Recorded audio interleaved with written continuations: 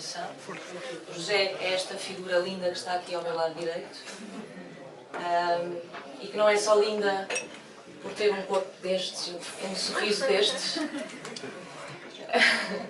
É lindo porque a sua vida eventualmente é o maior poema e como poeta está quase a chegar à dimensão da sua vida. É um ser humano por quem eu tenho muito orgulho e se vocês tiverem o privilégio de contactar com ele entenderão o que eu quero dizer.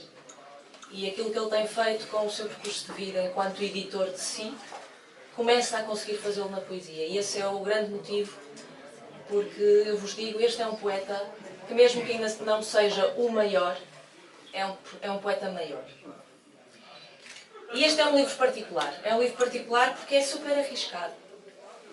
É um livro em que o Zé Alberto primeiro tentou recuperar uma coisa antiquíssima, que é a ideia da poesia servir para contar histórias. A ideia de uma poesia que serve para narrar. E narrar de uma maneira que a narração não pode. Porque com a poesia a pele dissolve-se, porque com a poesia os tempos saltam, porque com a poesia cantada a palavra é ao mesmo tempo pássaro e coisa. E depois porque ele escolheu um tema duro e vem confessar-se, vem dizer: eu pertenço ao grupo dos culpados. Este livro conta uma história que eu vou falar por alto, fala de um feminicídio e de um homem que, sendo poeta e que vivendo numa casa de mulheres, sendo filho de mulheres, marido de mulheres e pai de mulheres, tenta relacionar-se com essa realidade sem a falsidade de dizer: eu comovo-me com as vossas dores. Não, ele tem a coragem de dizer: a minha impossibilidade é eu não poder jamais dizer que sou vós e dizer: eu sou ainda do grupo dos culpados. E é nesse sentido que isto é de uma coragem imensa. Não só porque o uso de uma linguagem poética para contar e para se pôr. Quem conhece o Zé Alberto sabe que isto seria impossível ou inimaginável no seu corpo e na sua biografia, mas dizer: não, eu proponho-me esta viagem. E proponho-me esta viagem sem condescendência com os meus camaradas, com os meus opositores, com aqueles que do alto da sua aparente masculinidade são a encarnação do mal. Isto como mulher, ativista e feminista, seja lá o que isso quer dizer, como alguém que ama na diversidade absoluta, é-me muito comovente. Porque a demagogia é tão fácil. A demagogia é tão fácil. E ter um amigo poeta que diz: não, vamos ser corajosos e veremos pelo terror se há alguma redenção possível. E mesmo não havendo eventualmente redenção possível, a própria forma dele contar é já um pouco redentora. Eu tive o privilégio, e vamos já falar com o Zé Alberto. Pode ser? É dispensa. Uma óbvio. Eu tive o privilégio de fazer uma coisa que não se deve fazer. Mas quando um amigo pega, a gente faz. Que ele pediu: Marta, escreve-me um prefácio. Como é que se escreve, sendo mulher, um prefácio ou uma história sobre assassinos de mulheres? E não é que se faz.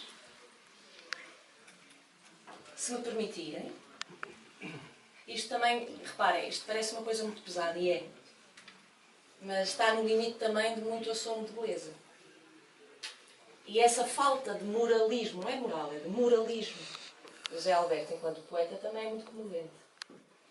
Porque verdadeiramente pensar é também pensar-se e pensar as suas estruturas de noção de bem e de mal. Se vocês me permitirem, é um textinho pequeno, eu leio-vos, depois leio-vos 2 versos que ainda hoje têm, porque assim, há os versos bons, há os versos muito bons, há os versos de categoria universal e depois há os versos de categoria tatuagem. E este livro tem pelo menos 2 versos de categoria tatuagem. E um deles eu sei de memória, que é: amei-te como se fumasse o maço inteiro.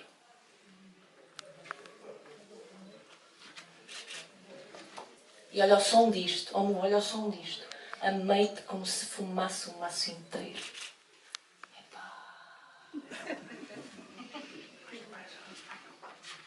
Então diz ela assim. Como é que está, meu amor? Estás na vida. Ai.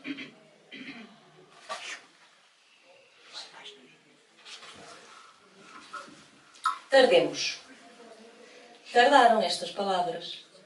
E não tardaram apenas porque a vida teima em intrometer-se. Tardaram por tudo o que vem da leitura destes versos. Tudo deste livro fica em nós a tardar.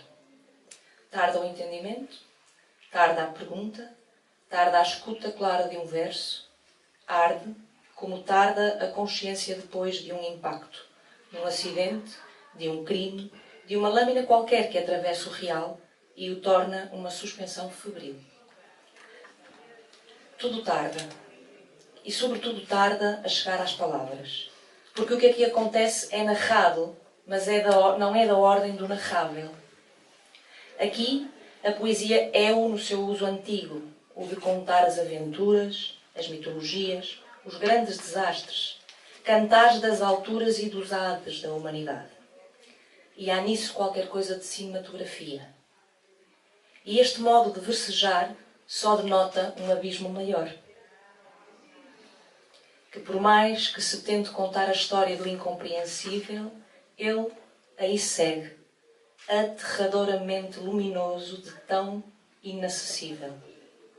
Porque o amor e o mal dançam nos mesmos pés, o lampejo e o incêndio mortal na mesma labareda, a animalidade salvífica e a bestialidade na mesma sede. Pergunta-se, outro verso, categoria tatuagem, o que acusará a transumância do sangue? E só uma ladainha de cuspe, lágrimas, caninos e lábios mordentes, uma reza de imagens e versos vai bordando os trilhos possíveis para aceder ao coração do abominável. E quando tudo arde, há ainda este reduto imenso, que um verso luminoso é um Deus laico. E a ele as nossas preces. Uma crua clareza. Somos o que os cães farejam na urina. Outro verso, categoria tatuagem. E este mergulho no nigredo de José Alberto Postiga, que coragem, é, além de um belo livro de poemas, o corpo recluso cuja hora de visita é um festim de assombrações e que o torna um caleidoscópico de chiaroscuro, um enlouquecimento à medida de se ser tão monstruosamente cândido ao ponto de se ter nascido para isto. Tardemos, portanto, tardemos, porque não sendo este um livro, uma sentença nem uma condenação, é uma litania perpétua. Ficamos a perguntar por ela. Por ela. Porque uma ausência é um grito insuportável. Ao Deus laico, o dos versos, os nossos joelhos. Muitos parabéns, Zé Alberto, por este livro lindo. É um privilégio. Zé Alberto, explica-me a tua necessidade de atravessar com o instrumento da poesia este rio escuro. Se é que é explicável. Boa tarde a todos. Essa explicação é muito na linha de uma necessidade de encontrar um lugar zero para criar. O meu último livro era muito focado na minha biografia e eu senti a necessidade de fugir completamente a ela e criar algo que fugisse à minha área de conforto e criar algo do zero. Permitam-me fazer um recuozinho pequenino que depois vai entrosar naquilo que eu te estou a dizer. É uma abordagem biográfica curtinha que eu vou fazer para nos começar e também para quebrar um bocadinho desta tragicidade. Sim. Quem, em criança, brincava com botes de lata na praia das Caxinas, da Póvoa, não espera ou não perspectiva estar à vossa frente a apresentar um livro. Nunca me passou pela cabeça isso naquela altura. Quem com 11 anos de idade abandona a escola prematuramente, com pouquíssima formação, não imaginaria hoje estar aqui a apresentar o seu terceiro livro. Quem se atira à vida imigrando para tentar melhorar, isso é muito subjetivo, também não imaginaria estar aqui. A verdade é que esse destino estava traçado, mas eu abomino, eu odeio a palavra destino, porque ela quer nos dizer que existe algo superior que escapa à nossa capacidade, à nossa manobra. E eu gosto de ter as coisas nas minhas mãos, não gosto que elas se escapem. E então fui contrariando esse destino sempre. E depois, quando comecei a escrever o primeiro livro, o segundo, senti esta necessidade que nunca tive de falar em público. E, na verdade, sinto-me assustado quando tenho que o fazer. E vocês notam o meu nervosismo. E, entretanto, como não tomo medicamentos, a minha filha arranjou-me uma caixinha de fósforos ofereceu-me, a minha filha mais pequenina, uma caixinha de fósforos com imensos bilhetinhos lá dentro e disse-me: pai, quando estiveres mal, toma uma coisa destas. Foi. Já estás a estragar a miúdas, não é? E a dada altura, ela ofereceu-me no meu aniversário, em novembro, em dezembro, o primeiro dia que eu me senti mais triste, abri aquilo. E então dizia: pai, amo-te, tu és capaz de tudo. E cada vez que eu estou um bocadinho arrasca para falar, eu penso nisso. E penso noutra coisa também, que me foi dita pelo João. João Rios, João camarada Rios, poeta que está aqui com meu irmão. A dada altura, eu estava com alguns receios na minha vida. E o João disse-me estas palavras que eu vou resgatar sempre que também tenho que falar em público. E disse: João, estou com receio disto. Uma situação delicada. E eu vou dizer as palavras que ele me disse, porque não faz sentido ser de outra forma. E passo a citar, porque os autores também falam assim entre si, em off. E ele disse-me: Man, tu que já enfrentaste aqueles bagalhotes no mar, tens medo disto? Opa, tira-te às férias e vence isso. E quando eu me sinto enrascado, eu penso sempre nesta frase. Man, tu que já te atiraste aos bagatolhos lá no alto mar. E pronto, e chego ao livro. E esse espaço zero.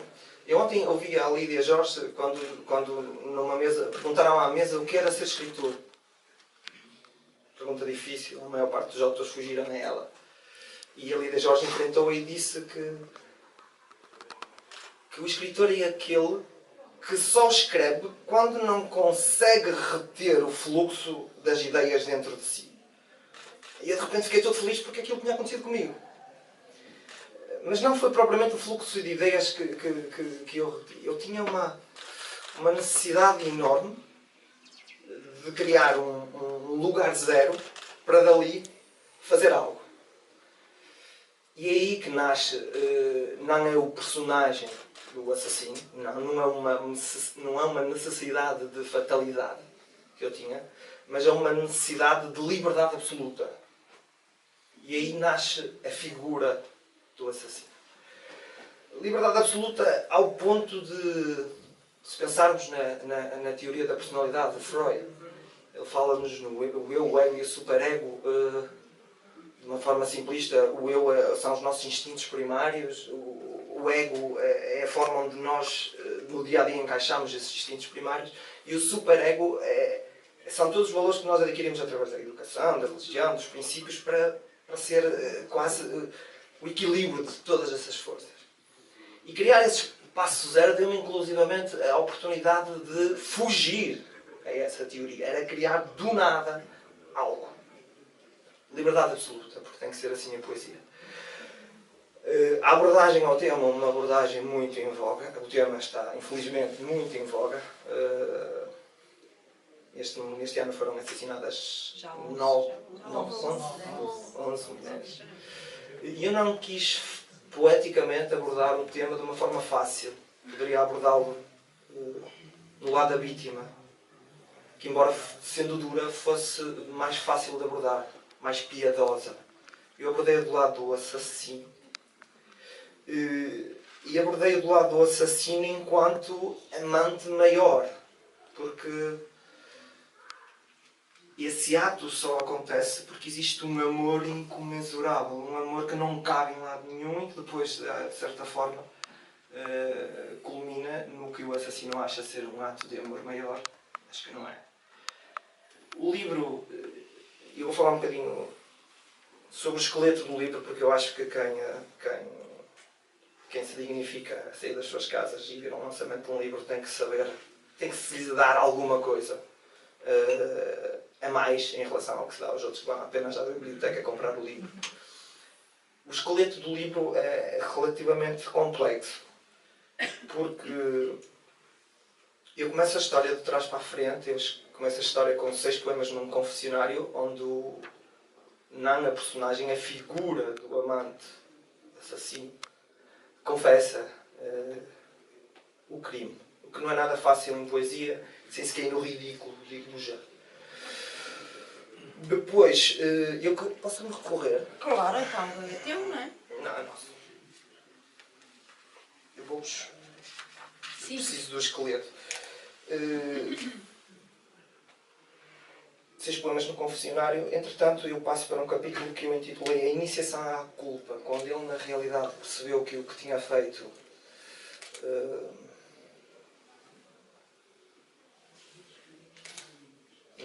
não era um crime hediondo, era algo que nunca lhe tinha passado pela cabeça, mas que, através do amor, aconteceu.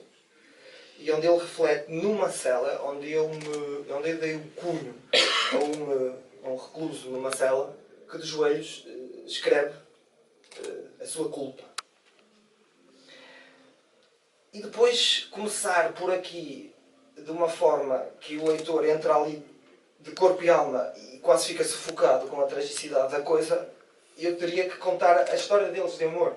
Então a história de amor, que é de certa forma figurativa, passa-se em 4 capítulos. Um capítulo que depois é dividido em 4 subcapítulos.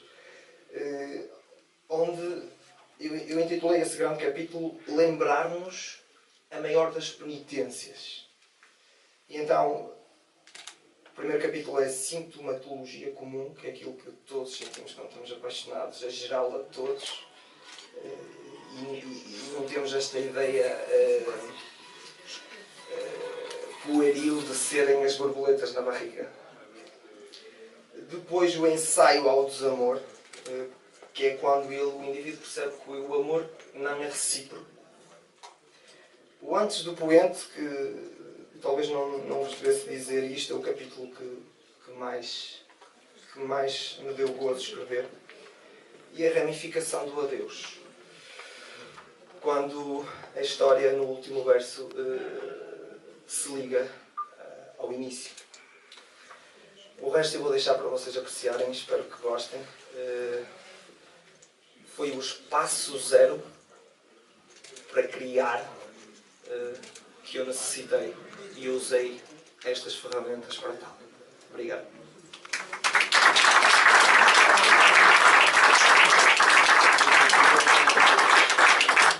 João, queres aproveitar agora para ler, antes de passarmos ao Miguel? O que achas, Miguel? Como é que estamos de tempo? Parece-te bem? Sim? Vem cá. Queres microgaitas? Não sei. Vê lá. Vamos ver. Olá, boa tarde. Acho que me ouvem sem microfone. E é muito simples. Ele está nervoso e eu estou um bocado emocionado. Mas isto passa já. Vou também buscar a minha caixa de fósforos. Está em frente a mim e é mais fácil. Então, é simples dizer. Deixem-se de ilusões. Caxinas não é só Fábio Coentrão. Caxinas é verbo, é onda, é fogo e é, acima de tudo, uma grande e extraordinária centelha de coragem. E está aqui, ao meu lado. Não há poetas maiores e poetas menores. Há poetas.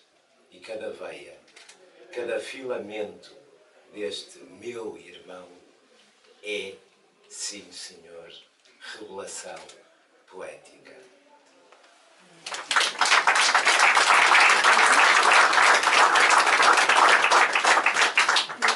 Então, entre várias opções, eu vou só ler. Também aproveito o ensejo para saudar outro grande conterrâneo meu e outro seríssimo caso literário que demorou muitos anos a ter a coragem de editar, mas felizmente começa a editar e eu espero que seja cada vez com mais insistência e regularidade. Se chama Miguel Marques.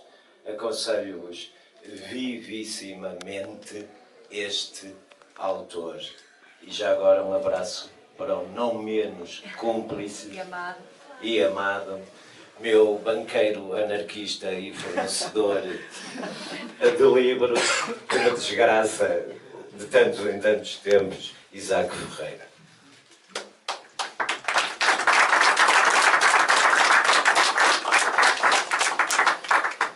E a palavra final. Obrigado, Correntes. Ainda bem que a Póvoa tem inteligência de compreender aquilo que Vila do Conde custa a perceber, a conhecer e aceitar. Muito bem.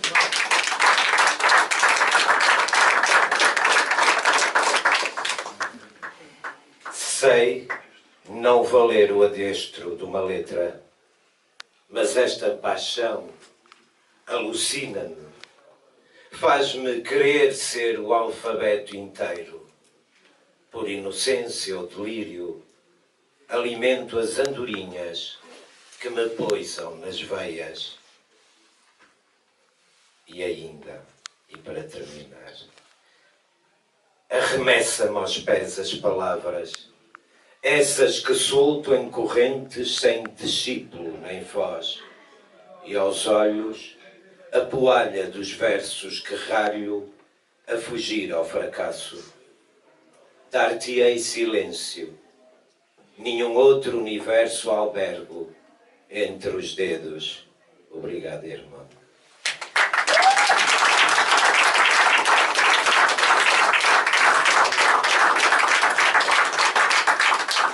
Muito obrigada. A sério mesmo, conheçam esta gente. Como poemas e como poetas, está bem? Sim, vai-vos fazer tão bem. É que a liberdade deles é também a vossa. A sério, é encorajador. Obrigada, Zé Alberto, por este livro. Muitas parabéns. Tenho um orgulhaço em ti. E é daqueles onde não tem nenhum. Gostas? Mas... mentira. Vou passar-lhes a palavra, está bem? Que ali também está ouro. Então vá lá. Obrigada.